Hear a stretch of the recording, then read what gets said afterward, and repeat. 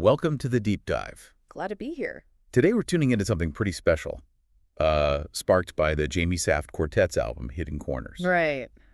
Now, if you're the kind of person who likes getting right to the heart of an idea, finding those aha moments without getting tangled up. Yeah, without getting lost in the weeds. Exactly. Then you're definitely in the right place. This whole exploration is really set up for you.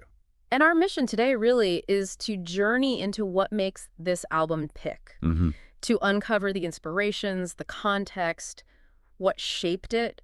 We're using the info we have to kind of shed light on why it feels so unique. And it's an interesting setup this time. Our main source is the info about the album itself from Bandcamp. Sure. But we also stumbled across something else, a travel blog, also called Hidden Corners. Oh, really? Same name? Yeah, same name. Full of stories about off-the-beaten-path places. Now, obviously, we're focusing on the music today. Right, the album. But it's just a fascinating little parallel, isn't it? Two different things exploring their own kind of hidden corners. It definitely shows that concept has some pull, hidden corners, finding something deeper.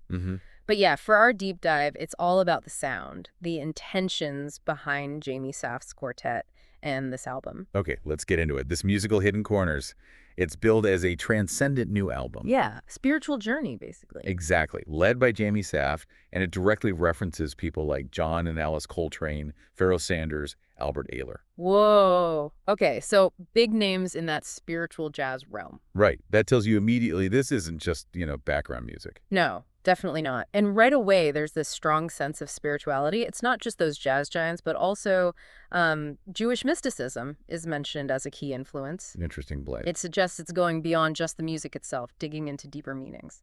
And the musicians involved. Saft calls them deeply exploratory. That seems fitting. We've got Saft on piano, Bradley Jones on bass. He's worked with Saft a lot. Okay. Hamid Drake on drums and percussion. Hamid Drake. Incredible drummer. Yeah, rhythmically amazing. And David Liebman on saxophone and flute. Liebman? Wow. That's quite a lineup. That really does speak volumes about what they were aiming for. It really does. And Saft himself, his background is so varied, isn't it? Totally. John Zorn, Beastie Boys, Bad Brains. I mean, he's clearly someone who likes to push boundaries. Right. So this quartet feels like a very focused project for him, channeling that adventurous side into what they call the cosmic and consciousness. Yeah, and Saft actually says something quite direct about that. Oh, yeah. He says, Hamid Drake, Brad Jones, and Dave Liebman are each masters of conjuring mystical states through music. Okay. And adds, each musician here has the power to transport the listener to higher realms through the music. That's a pretty bold statement of intent. It is. Yeah. And when you look at the players individually, you can see how they'd contribute to that, like Liebman. Yeah. His time with Elvin Jones, with Miles Davis. Plus, he really studied Coltrane deeply. Yeah. Even his own bands were called Quest and Expansions. It suggests this lifelong search, musically and maybe spiritually, too. That firmly roots him in that spiritual jazz exploration we mentioned. Exactly. And then Hamid Drake, his music and his spiritual life seem really woven together. How so? Well, he studies Tai Chi Chuan, and apparently that feeds into his rhythm. Plus, he's explored rhythms from all over the world, like Nawa musicians from Morocco, Chicago blues. He seems to see rhythm as this fundamental, almost sacred thing. So he brings this global, deep, rhythmic consciousness. Precisely, and Bradley Jones. While he's played with everyone from Ornette Coleman to Elvis Costello. Wow, diverse. Yeah. But his work with Saft before in the New Zion Trio, that was spiritual jazz meets roots reggae. Ah, okay. So Saft has been drawn to this kind of sound for a while. Seems like it. It underscores Saft's long-standing interest in this specific musical space. And Saft mentioned specific albums too, right? Alice Coltrane's Todd, the El Dowd, and Pharoah Sanders' Thimby. And get this, he actually played the title track from Thimby in his high school jazz band. No way. That's amazing. Talk about a formative experience. Right. It really shows this isn't a new interest. It's a deep connection to what he calls the spiritual jazz path. Yeah, that search for ecstatic states of consciousness he heard in that music. And then there's the other major thread, Jewish mysticism.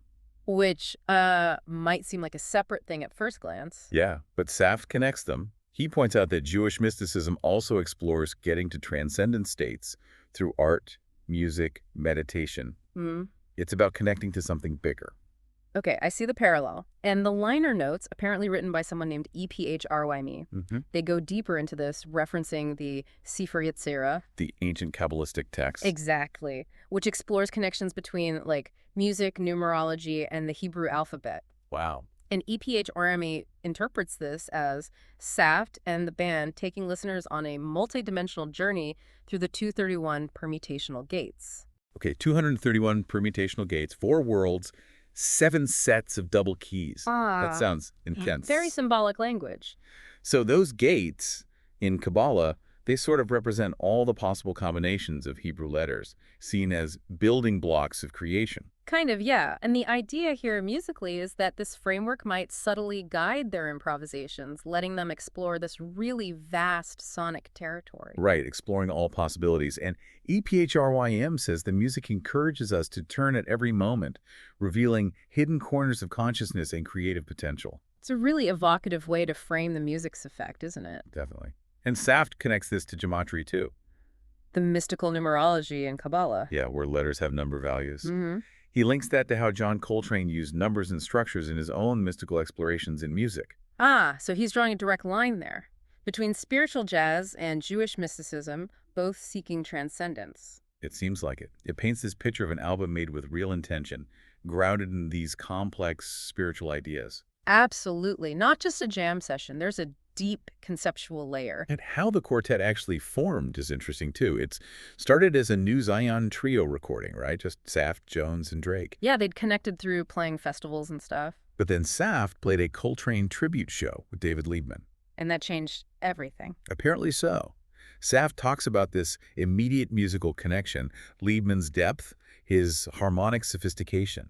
His understanding of chords and melody being really advanced. Right. It sounds like playing with Liebman sparked a whole new direction for the project. Makes sense. And Liebman and Drake already knew each other musically, didn't they? Yeah, they had a trio with Adam Rudolph, so there were existing connections. It highlights this network of musicians who are kind of on the same wavelength, artistically and maybe philosophically. Totally.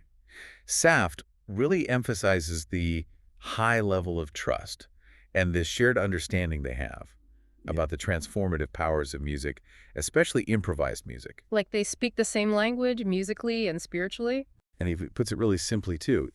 Their goal is creating music that heals the listener, that makes us all feel better. That's a really powerful human goal for making music. It is, and you kind of get hints of that in the track descriptions. Positive Way, the opener, described as transporting with a soulful bass melody and a piercing tenor sax. You can almost hear that, can't you? The bass grounding it, the sax searching. Setting a tone. Then there's 7 or double, just described as tumultuous. Right, a moment of intensity maybe? And then Yesternight sounds completely different. Soaring soprano sax, ethereal rhythms, crepuscular chords. Crepuscular, like twilight, shadowy. Yeah, evocative, mysterious harmonies. And 231 Gates, tying back to the Kabbalah theme, is called elusive, shadow-shrouded, with a probing flute. Sounds like exploring those hidden paths. Turn at Every Moment features bowed bass, shimmering piano, creating a spell. And the title track, Hidden Corners, is described as redemptive and prayerful. Maybe a point of arrival or reflection? Could be. The anteroom sounds like a transition space. Piano strings strummed like a harp, delicate echoes. Like a waiting room almost. Yeah. And then Landrace closes things out with surging rhythm and fierce ecstasies. So quite a journey through different moods and textures. Definitely. But what seems crucial is the interaction between them. These 4 distinct voices playing off each other. It's not just solos, it's the collective conversation. Exactly. That's what makes it transformative, according to the descriptions. And Saft brings it back to the personal connection. Right, the strong personal relationships, the great love and respect, making it fulfilling to create. It suggests those relationships are just as important as the concepts behind it. And he finishes by talking about Positive Way, that opening track, as setting the right mindset. For finding those hidden corners where beauty happens. Yeah.